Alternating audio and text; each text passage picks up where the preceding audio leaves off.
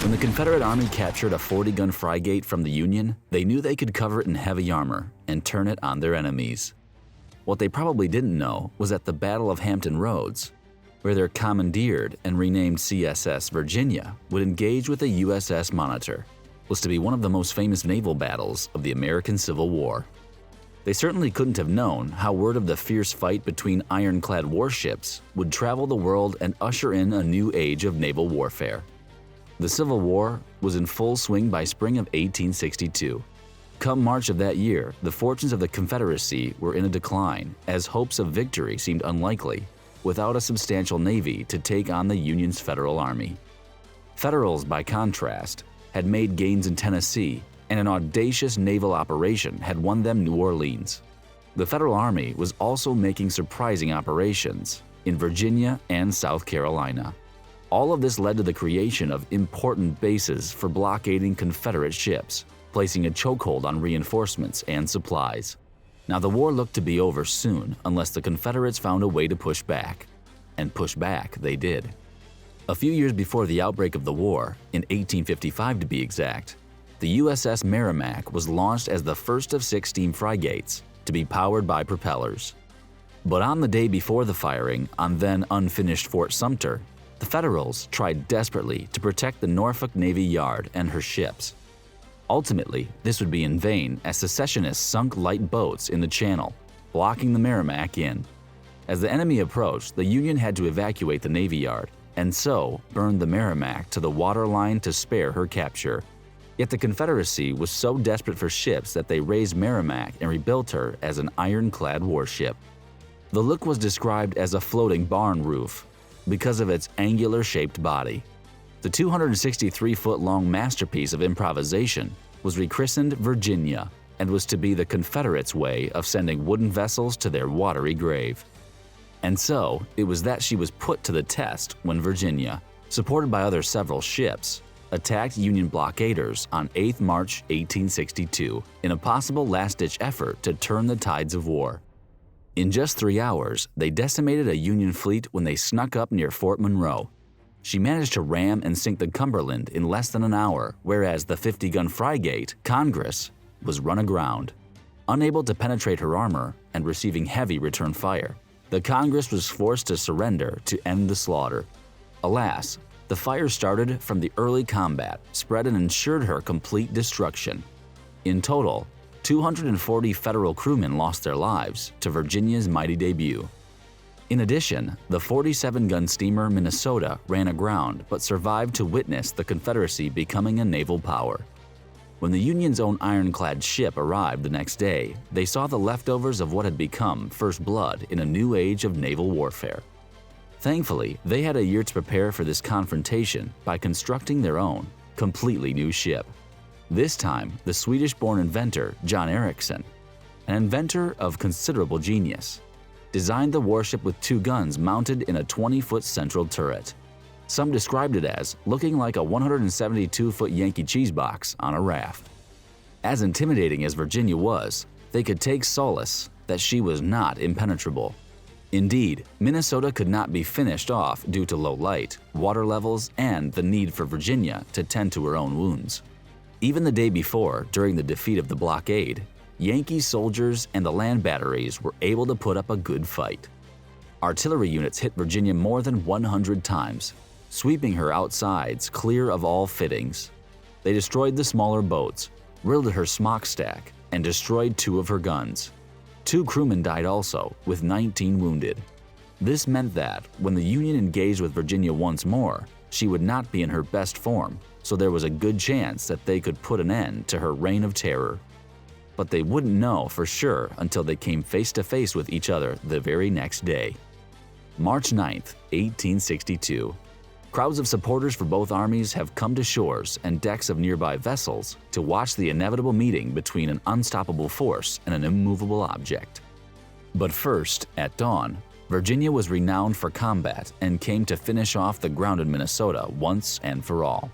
Once this was out of the way, the lower Chesapeake Bay region would be free of Union sea power and the land forces it supported. The Confederates could win the war because one thing was clear: wooden boats were a thing of the past. The age of iron ships had arrived. But lo and behold, when Virginia arrived to pick off Minnesota, they saw a strange new vessel in the water. Crewmen recounted that at first they thought it was a raft holding one of the Minnesota's boilers, probably being taken to shore for repairs, but that changed when this raft-like object opened fire. What ensued was a 4-hour face-off with these two Goliaths of modern warfare slugging it out. From just 50 yards away, in a time when ships never got that close to each other, they pounded each other. However, their cannonballs simply bounced off. As they circled, the Monitor was about to penetrate her opponent's armor when a misfiring of her weapons lost the advantage. But there was another turn of fortune for the Federals. By 10 o'clock that morning, the Virginia had grounded. The Monitor opened fire on its vulnerable adversary, yet Virginia was able to scrap off the shore to rejoin the fight. An hour later, and the Monitor withdrew to shallow water to replenish her shot lockers. As the Virginia had a fuller frame, it could not follow, so instead turned attention to the poor Minnesota ship. Though the stranded ship was able to deliver a broadside that would have completely destroyed any wooden ship, the iron giant Virginia didn't even flinch. In response, the Confederate ship fired a shell. It passed through the chief's engineer's stateroom, traveled through the mess room, and burst into the boatswain's room. 2 charges of powder exploded through the fire it started was promptly extinguished. The Virginia had failed to wipe out the Minnesota, and now the Monitor was reloaded and ready to fight. Despite the turret rusting due to seawater, they had managed to expose the hull of the Confederates' new war machine. They need only one lucky shot to end the fight. However, Virginia had learned a thing or two from its failed execution of the smaller, grounded ship, so instead of trying to take out the thick turret of the Monitor, the crew instead took aim at the pilot house. Bam!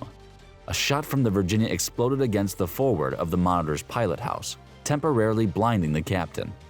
Now both ships had taken on damage, yet neither seemed able to defeat the enemy once and for all. Low on ammunition, they had reached a stalemate. So, it was that both ships retreated to fight another day, leaving this intense encounter without a clear victor. At least for now, the fear of the Confederacy's navy might have been quelled. For now, it was clear that from here on out, navies around the world would turn to metal for their ships, not wood. Though the two ships would meet again a month later on April 11th, however, they never engaged in battle as neither was willing to fight on the other's terms. The Union wanted combat on the open sea. The Confederacy wanted to pick up things where they left off in Hampton Roads Harbor. Yet without an agreement, the two ships parted, never to settle the score. Despite all this, it was a strategic victory for the Union. Its fleet had been saved. Minnesota was tugged offshore a few days later, and Virginia was bottled up in the James River. For the Confederates, though, they had managed to keep the war going for another 2 years at least. A war they would eventually lose, but a war that almost went their way thanks to a daring piece of desperate naval engineering. So what became of the Iron Giants? By 9th May that year, when the Confederates were pushed out of Norfolk, the crew destroyed the Virginia for the same reason the previous crew had destroyed the Merrimack. The Monitor, by comparison, and her 16 crewmen would get lost during a gale off North Carolina on New Year's Eve. The wreck would be located in 1973. Then, in 2002, the turret and other artifacts would be raised by Marine salvagers. So overall, there isn't much left of these two inventive powerhouses. Except, of course, for their footnotes in the history book. This dead heat proved that both sides were equal in might and equal in daring. And the outcome of the battle changed not just their own war, but all wars thereafter. All this goes to show that sometimes in war, just because you don't win the battle doesn't mean you can't win the war. But who do you think won? Let us know in the comments. If you want more content on war technology, then leave us a like to let us know. And don't forget to share this with a history fan. We'll be back soon with a new video, so be sure to subscribe to get notified. Thank you for watching.